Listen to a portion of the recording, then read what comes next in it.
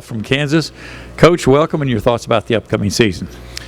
Well, I'm excited as we are every year for what's getting ready to transpire. It's an exciting time of year, and everybody's so optimistic, and everybody's undefeated, and certainly we are as well. But I really do like our guys. I like the players that obviously returned from last year off a pretty good team, and certainly we have some newcomers that I think have a chance to impact our program in a very positive way. So, I feel excited and still anxious and a little nervous going into the season because we don't know how things are going to progress and how pieces are going to fit, but certainly very optimistic. Okay, questions for Coach. We got a question right here in the middle front as soon as we get a microphone.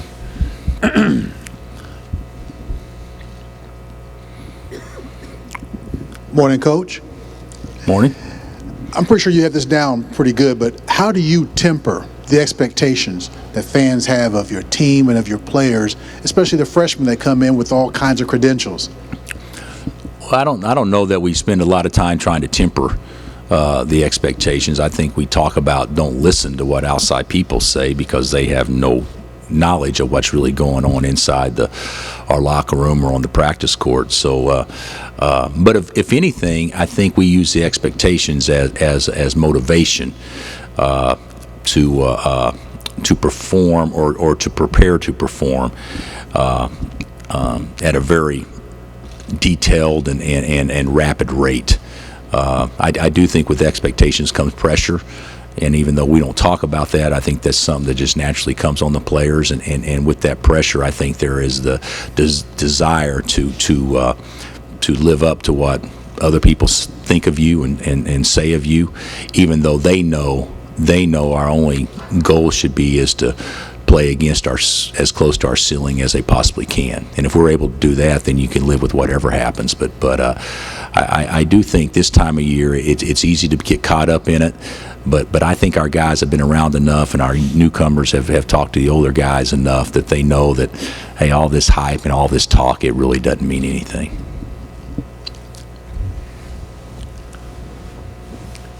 Questions for the coach. We got a question on the rear left, right in front of the platform. Rachel Kilmer, Time Warner Cable Sports Channel. Coach, what do you think of the rule changes this year? The officials said that some of the coaches had some issues with specifically the rules that are going to affect the post play. Well, I think that Huggins has the most issues because they're telling them they can't foul every possession like they always do. So, no, it's a bad attempt at humor. But I don't really. There's not really rule changes. There's rule interpretations, as they said, and I do think there's going to be unique because based on what we were just told as coaches, that it's going to be difficult to play the game and have your players be aggressive playing the game based on the way it's supposedly going to be called. Now, will it be good for our game over time? I would say it probably will be. But initially, there's going to be some heartache, and probably more so on big guys than anyone else. We got a question about halfway back on the right. Dave Scretta, the Associated Press. Just to continue with the rules, Tom Izzo about a week ago said pretty forcefully that he would rather to see college basketball move more towards the NBA rules with the wider lane, the deeper three-point line, some of those things. Would you like to see some of that change too, so that there's a little more continuity between the two games? I would like. I think our game is unique, and I think it's okay to be unique. But I think there's some things that we should look at and are going to look at of ways we can better our game. And I think there needs to be a combination of international play and NBA and college rules. I don't think that you definitely just go to NBA rules. I don't feel that way because it's a different game, a different caliber of athlete when you look at the game as a whole.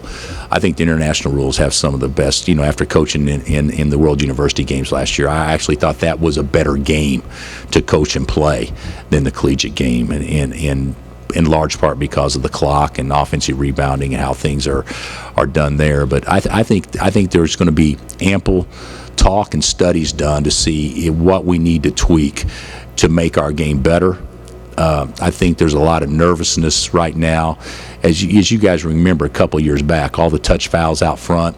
But you know what? We actually adjusted to that and got better at that.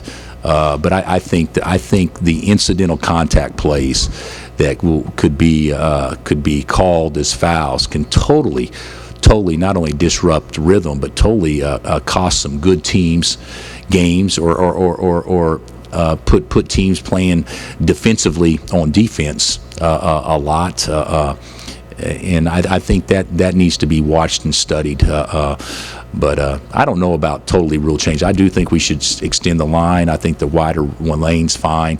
But I think what we really need to look at is, if we want to have more pace, is when we get an offensive rebound, or when there's a dead ball situation off a foul in the forecourt or whatnot, we don't have to reset to 30. I wish we'd reset to 20 or to 18 or whatever it is, and that way we can get right back into action. Question on the outside right. Bill Vahe, Gregorian, Kansas City Star. Brad Underwood is taking over at your alma mater, and I'm just curious how far back you go with Brad, and to what degree maybe you see him as an extension of the old Big 8 days. Well, he's an old Big 8 guy. There's no doubt about that. I showed Brad around on his recruiting visit to Oklahoma State. I was a freshman, and he was a senior in high school, and thank God for Oklahoma State. Brad is a much better coach than he was a player. He was actually a guy I hoped that we could sign, because I didn't think that would be take away many minutes. But he is he's done so well, and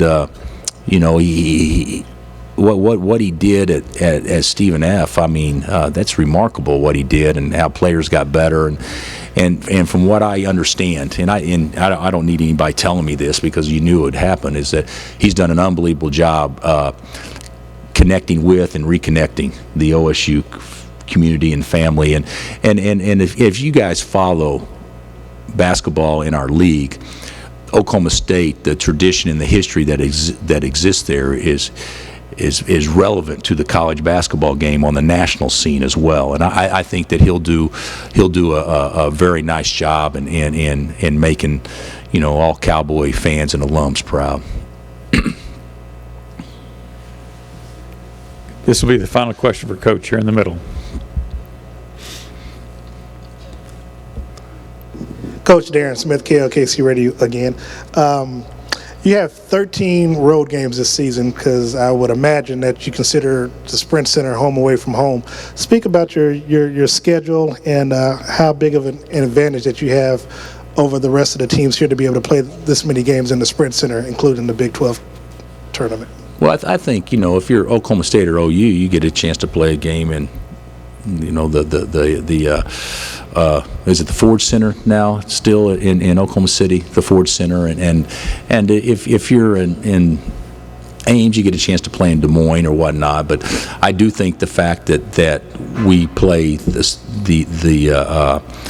CBE here, the advantage is for us is the CBE's played here this year, and which I think will be a good tournament and a nice field.